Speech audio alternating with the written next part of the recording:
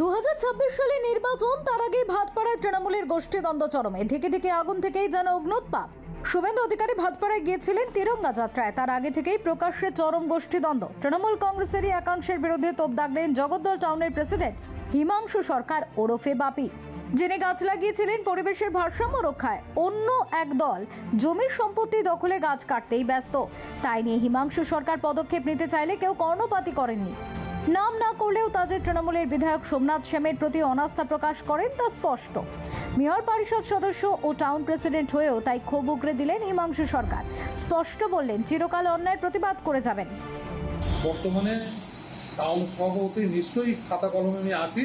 আমি কিন্তু আমার অ্যাক্টিভিটিস বেশ কিছুদিন যাবতই, কেননা আমি অনেকের সাথে এইসব ব্যাপারে অ্যাডজাস্ট করতে পারছি না, তার জন্য নিজেকে আমি সরিয়ে নিয়েছি।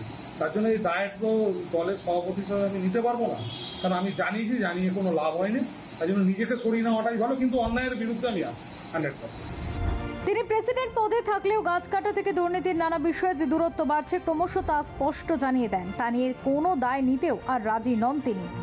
আমি নিজে এই অঞ্চলে প্রচুর গাছ লাগিয়েছি। আমি পৌরসভায় 15 বছরের কাউন্সিলর। গ্রিন সিটি প্রজেক্টে আমার ওয়ার্ডে প্রায় আমি 200 গাছ বসিয়েছিলাম, এবং সেটা যাতে গাছগুলো বেঁচে থাকে, যেহেতু আমাদের এটা খুব বলা যেতে পারে খুব পপুলেশন আমাদের এখানে বেশি, ফাঁকা জায়গা নেই।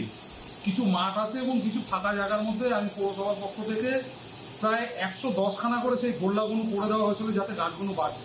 প্রায় 200 মতন গাছ লাগিয়ে, তার মধ্যে ধরুন বলা যেতে পারে 50-60% গাছই বেঁচে গেছে। এবং তরুণ সংঘ ভলি মাঠ, যুগরপতি মাঠ, কান্তিচন্দ্র স্কুল, এই সমস্ত জায়গায় সেই গাছগুলো বেঁচে গেছে। এবং যখনই এই গাছগুলো যখনই আমাকে ওখানকার লোকেরা বলে যে আমাকে লেবার দিতে হবে গাছগুলো পরিচর্যার জন্য, আমি সবসময় দিই। এবং আরও কিছু স্বেচ্ছাসেবী সংগঠন আছে আমাদের এই অঞ্চলে, তারা গাছগুলো বসায় দীর্ঘদিন ধরে, তারাও আমার কাছে সহযোগিতা চাইলে আমি সাধারণত তাদের পাশে থাকি, তাদের প্রোগ্রামগুলোতে থাকি। কিন্তু কেউ যখন অবৈধভাবে গাছ কাটার চিন্তাভাবনা করবে, তখন আমি তার বিরুদ্ধেই থাকবো। এবং গাছ কাটারও নিয়ম আছে। যদি কোনো গাছ বিপজ্জনক হয়ে যায় বা কোনো মানুষের ক্ষতি করে, সেটা কাটতে গেলে ফরেস্টের পারমিশন নিতে হয় এবং কিছু রুলস আছে, সেগুলো মেনে যদি কাটতো আমার আপত্তি ছিল না। ফরেস্ট সেইভাবেই পারমিশন দেয় যাতে একটা গাছ কাটলে যাতে আরও 5খানা গাছ বসানো যায় বা 10টা গাছ বসানো যায়, তার ব্যবস্থা করেই গাছটা কাটার পারমিশন দেয়।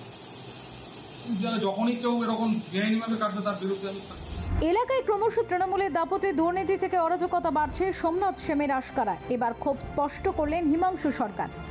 Bureau report, channel 10।